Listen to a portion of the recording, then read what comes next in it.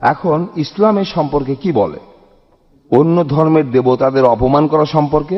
মোহাম্মদ সাল্লাল্লাহু আলাইহি সাল্লামের মূর্তি তৈরি করে এবং তার পুজো করে, আর আপনি একজন অমুসলিম যিনি ইসলাম সম্পর্কে জানেন, আপনি যদি সেই মূর্তি ধ্বংস করেন, যদি সারা বিশ্বের মুসলমান আপনার বিপক্ষে থাকে, আমি ডাক্তার জাকির নায়েক আপনার পক্ষে থাকবো।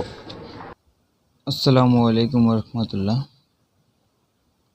বিষয়টা হচ্ছে এমন একটি যে ইসলাম ধর্মে কেন মূর্তি পূজা হারাম, এবং কি ইসলাম ধর্মে অন্য ধর্মের দেবদেবী বা আমাদের যেমন নবী সাল্লাল্লাহু আলাইহি সাল্লামরা রয়েছেন, ঠিক তেমনি অন্য ধর্মের কি থাকে বা কিভাবে কি বলতে হয় বা কি নাম বলে, এবং কি ইসলাম অন্য ধর্মের মানুষদের বা ধর্ম বিষয়কে কি চোখে দেখে, এ নিয়েই মূল বিষয়টা। তো চলুন কথা না বাড়িয়ে। গুড ইভিনিং স্যার, আমি টি অনুরাগনী, একজন আইনের ছাত্রী। আমার ধারণা সন্ত্রাসবাদ বন্ধ করা যায়, নিদিম পক্ষে কমানো যায় যদি মানুষকে সহিষ্ণুতা শেখানো যায়। ইসলাম কি সহিষ্ণুতা সম্পর্কে কোনো উপদেশ দেয়?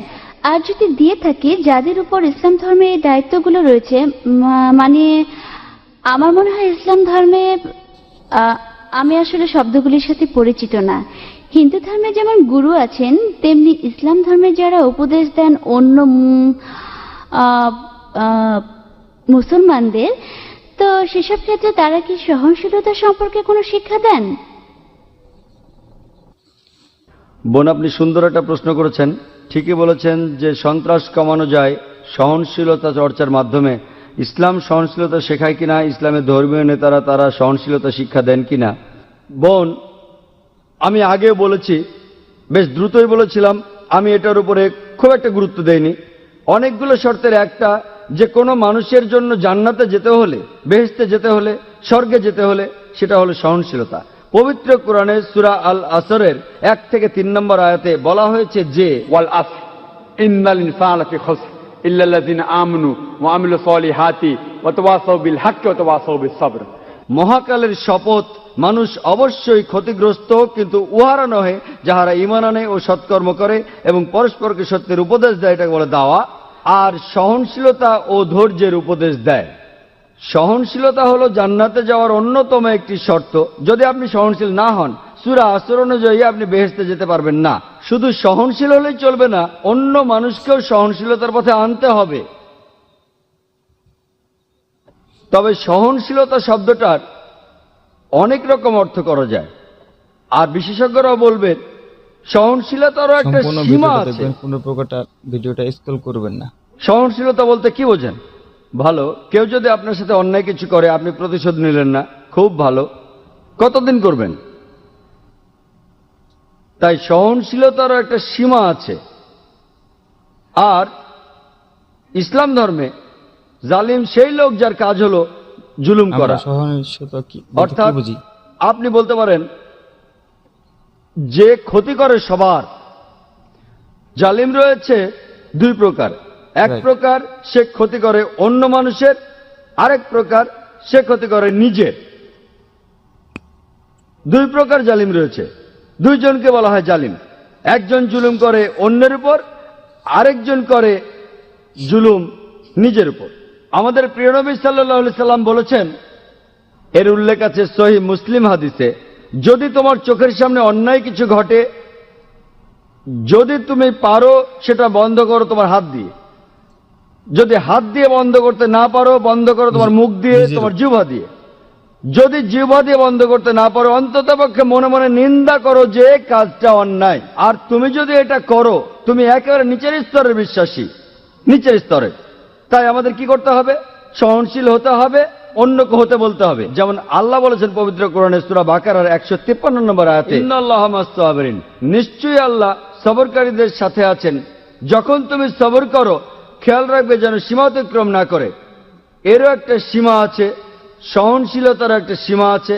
কোনো কিছু সীমা ছাড়ানোর আগে যদি আপনি দেখেন একজন মহিলাকে ধর্ষণ করা হচ্ছে, আপনি ওই মহিলাকে বলতে পারেন না সহ্য করেন, সমস্যা নেই। যদি আল্লাহ আমাকে শক্তি দিয়ে থাকেন, আমি যদি দেখি একজন মহিলা ধর্ষিত হচ্ছেন, আমি সেটা বন্ধ করার চেষ্টা করবো হাত দিয়ে। যদি না পারি তাহলে বলবো, আরে ভাই সাহেব ধর্ষণ করবেন না। মুম্বাইয়ের একটা খবর, একটা বাচ্চা মেয়ে, 13 বছরের একটা বাচ্চা মেয়ে, তাকে ধর্ষণ করেছে এক লোক। সেখানে 5 জন যাত্রী ছিল, তাদের মধ্যে একজন আপত্তি তুলল, সবাই বাধা দিয়েছিল। আরে 5 জন লোক একটা মাতালকে আটকে দিতে পারতো, 5 মাতাল, কিন্তু তারা কিছুই করেনি। মানবতার আজ হয়েছেটা কি? মানুষ আজ কোথায় গিয়ে দাঁড়িয়েছে? 5 জন জোয়ান লোক সামলাতে পারে না একজন মাতালকে, যে মেয়েটাকে ধর্ষণ করছে। এটা কি সহনশীলতা? আমি বলবো কাপুরুষতা। সেজন্য আমি বলছি, যদি এই 5 জন লোক সন্ত্রাসী হতো, সন্ত্রাসী মানে যারা অসামাজিকদের মনে ভয় জাগায়, ওই মাতালটা এই কাজ করার সাহস পেত না। তাহলে বোন, আমরা উৎসাহ যোগাবো, চেষ্টা করব যাতে মানুষ আরো সহনশীল হয়, একই সাথে এটাই কাপুরুষতা, তারা যেন এটাই কাপুরুষ বাস্তব। না হয়। খেয়াল রাখতে সত্যের হবে পথে মানুষ নেই। অসামাজিক যা কিছু আছে সেগুলো যেন কমে যায়, আর সবাইকে একসাথে চেষ্টা করতে হবে, সত্যের দেখতে পথে হবে মানুষ নেই। ওই লোকগুলো, ওই অসামাজিক লোকগুলো যেন অন্যায় থেকে বিরত থাকে। আশা করি উত্তর পেয়েছেন।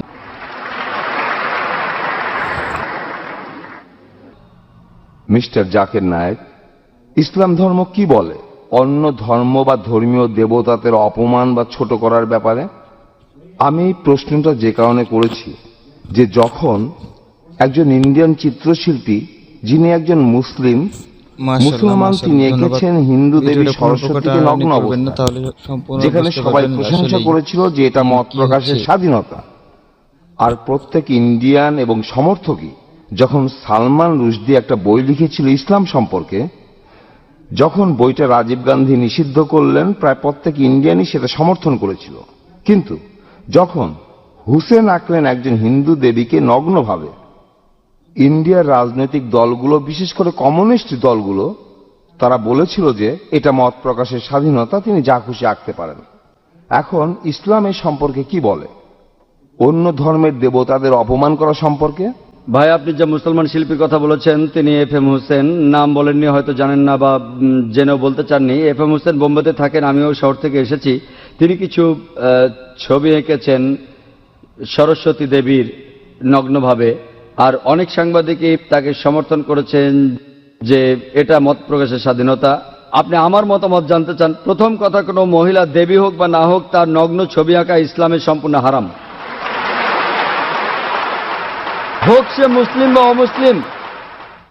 এটা একেবারে অনৈতিক, অমানবিক। কেন আপনি আপনার মেয়েকে বিক্রি করবেন? কেন আপনি পিছিয়ে যাবেন? দেখেন পশ্চিমা কালচারে কি হচ্ছে, তারা বিক্রি করছে এটাই রাইট। আমাদের বোনদের, বিক্রি করছে মায়েদের। ইসলাম একটা ধর্মে বিখ্যাত কোনো অ্যাডের নাম মূর্তি শুনেছিলাম, পূজা allow নেই। বিএমডাব্লিউ গাড়ির, বিএমডাব্লিউ গাড়ির নাম শুনেছেন? এটা অনেকটা মার্সিডিজের মতো, ধনী লোকদের জন্য মার্সিডিজ খুব দামি একটা গাড়ি। সেই বিজ্ঞাপনে আমি দুঃখের সাথে বলছি, আমি শুনেছিলাম যে এক মহিলা বিকিনি পরে দাঁড়িয়ে আছে, গাড়ির সামনে উপরে লেখা আছে তাকে পরীক্ষামূলকভাবে চালানো শুরু করে এখনই। কাকে? শুনেছি। গাড়ি না মেয়েটাকে? শুনেছি। গাড়ির সামনে ওই ভিডিওটা মেয়েটার কি করবেন না, প্রয়োজন ছিল? সম্পূর্ণটা দেখার অনুরোধ রইল। তাহলে এই সব কিছুই মত প্রকাশের স্বাধীনতার নামে মেয়েদের অপমান করা। এফ.এম. হোসেন যা করেছেন সেটা সম্পূর্ণ ভুল। মূল প্রশ্নতে আসি, আপনি কি সমালোচনা করতে পারেন অন্যান্য ধর্মের দেবতাদের? পবিত্র কোরআনে সূরা আনামের 108 নম্বর আয়াতে উল্লেখ আছে যে তাদের নিন্দা করো না, তাদের ছোট করো না, যারা অন্য কারো উপাসনা করে আল্লাহকে বাদ দিয়ে, বরং তারাই না জেনে নিন্দা করে আল্লাহ সুবহানাহু ওয়া তাআলার। কোরআন বলছে নিন্দা করো না ওই দেবতাদের, যারা তাদের উপাসনা করে আল্লাহকে ছাড়া, বরং তারাই না জেনে নিন্দা করে আল্লাহ সুবহানাহু ওয়া তাআলার। তাই ইসলাম ধর্মে এটা নিষিদ্ধ আরো নিন্দা করা কোন ধর্মের দেবতাকে, যদিও আপনি তাকে মানেন না, এটা নিষিদ্ধ। একই কথা কোরআনের সূরা আনামের 108 নম্বর আয়াতে বলা হয়েছে। আর এফ.এম. হোসেন যা করেছেন, একটা নগ্ন ছবি এঁকেছেন, এটা ইসলামে সম্পূর্ণ নিষিদ্ধ। আশা করি উত্তরটা পেয়েছেন।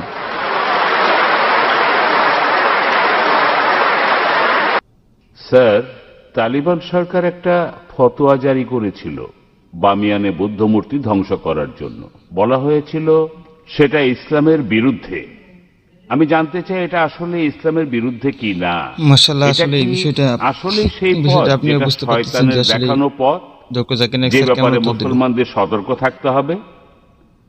ভাই, আপনি যে প্রশ্নটা করেছেন একই প্রশ্ন আমাকে করা হয়েছিল আমি যখন সুরাটে বক্তৃতা দিচ্ছিলাম। ঘটনাটা ঘটার মাত্র কয়েকদিন পরের কথা। তখন এটা বেশ গরম খবর ছিল। তালেবানরা ধ্বংস করছিল সেই সময় বামিয়ানের বুদ্ধ মূর্তিগুলো। ভাই, আমাকে প্রশ্ন করেছেন যে এটা কি ইসলামের বিরুদ্ধে ইত্যাদি। একই প্রশ্ন আমাকে একজন অমুসলিম জিজ্ঞাসা করেছিল সুরাটে, যে কাজটা ঠিক না ভুল।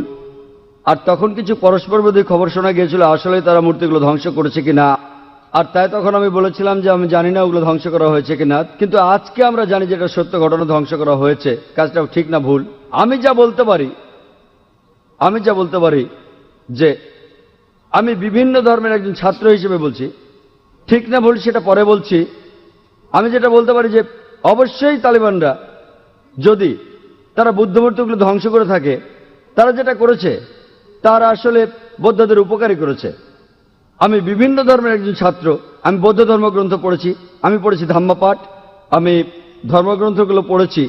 এই ধর্মগ্রন্থগুলোর মধ্যে কোথাও লেখা নেই যেখানে বুদ্ধ বলেছেন যে আমার মূর্তি পূজা করো। বুদ্ধ কখনোই বলেননি যে বৌদ্ধরা মূর্তি পূজা করবে। মূর্তি পূজা পরে চালু হয়েছে। আমি যেটা বলতে পারি বিভিন্ন ধর্মের একজন ছাত্র হিসেবে, ঠিক না ভুল সে ব্যাপারে পরে আসছি। তারা যেটা করেছিল আসলেই তারা বৌদ্ধদের উপকার করেছিল। আর বৌদ্ধ ধর্মগ্রন্থের মধ্যে কোথাও লেখা নেই তার মূর্তি বানাতে হবে। এবার প্রশ্নটাতে আসি। এই প্রশ্নটা আমাকে এক সাংবাদিক করেছিল ব্যাঙ্গালোরে, যে শুধু এই কারণে ইসলাম মনে করে মূর্তি পূজা করা একেবারে নিষিদ্ধ। অন্য ধর্মে আছে, খ্রিস্টান ধর্ম বলে, যদি আপনি পড়েন ওল্ড টেস্টামেন্ট, এটা বলা হচ্ছে বুক অব ডিউটেরোনমিতে 5 নম্বর অধ্যায়ে 7 থেকে 9 অনুচ্ছেদে। এছাড়াও বুক অব এক্সোডাসে 20 নম্বর অধ্যায়ে 3 থেকে 5 নম্বর অনুচ্ছেদে বলা হয়েছে আমাকে ছাড়া অন্য কারো উপাসনা করো না, আমার উপাসনা করতে কোনো প্রতিমা তৈরি করো না, আমার কোনো রূপক তৈরি করো না উপরের স্বর্গ নিচের পৃথিবী অথবা পৃথিবীর নিচের সমুদ্র থেকে। তাদের সামনে নতজানু হয়েও না, তাদের সেবা করো না, কারণ আমি ঈশ্বর সৃষ্টিকর্তা খুব ঈর্ষাপরায়ণ। তাই খ্রিস্টান ধর্ম অনুসারে, ইহুদি ধর্ম মতে মূর্তি তৈরি করে তাকে ঈশ্বর বলা একেবারে নিষিদ্ধ, একইভাবে নিষিদ্ধ ইসলামেও। তো আমি যখন উত্তর বললাম তারা বৌদ্ধদের উপকার করলো, তখন প্রশ্ন করেছিল যে মূর্তি ভেঙে এই তালেবানরা তারা কি দুঃখ কষ্ট দেয়নি লক্ষ লক্ষ বৌদ্ধদের? আমি বলেছিলাম হ্যাঁ।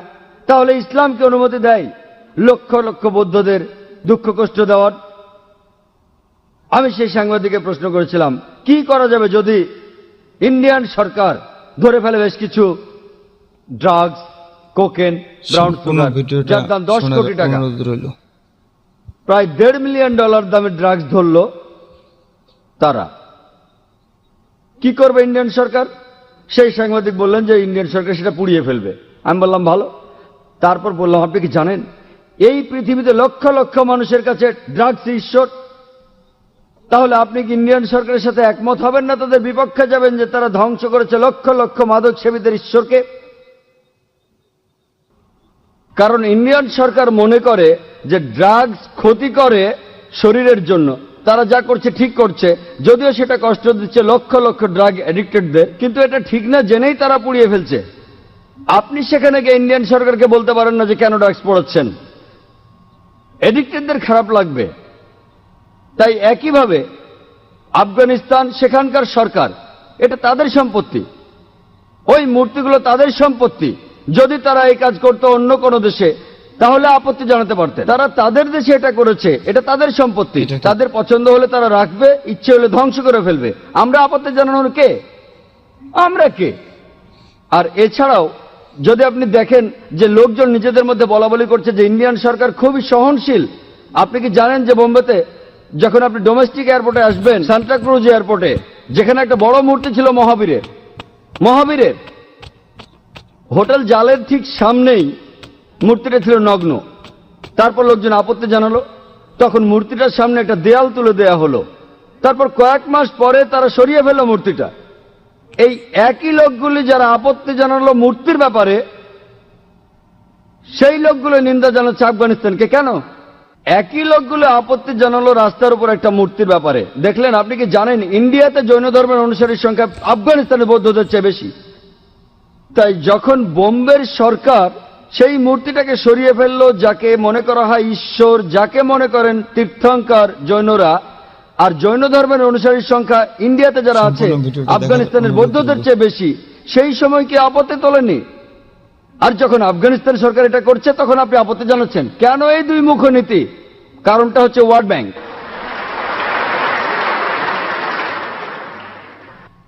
জৈনরা কি দুঃখ পায়নি যখন জৈনরা একটা মূর্তি রাখলো মহাবীরের, যাকে তারা মনে করে তীর্থঙ্কর? আপনি কেন আপত্তি জানাবেন? ঠিক তখনই সবাই বলে উঠলো যে সরাতে হবে মূর্তিটা, সরাতে হবে মূর্তিটা।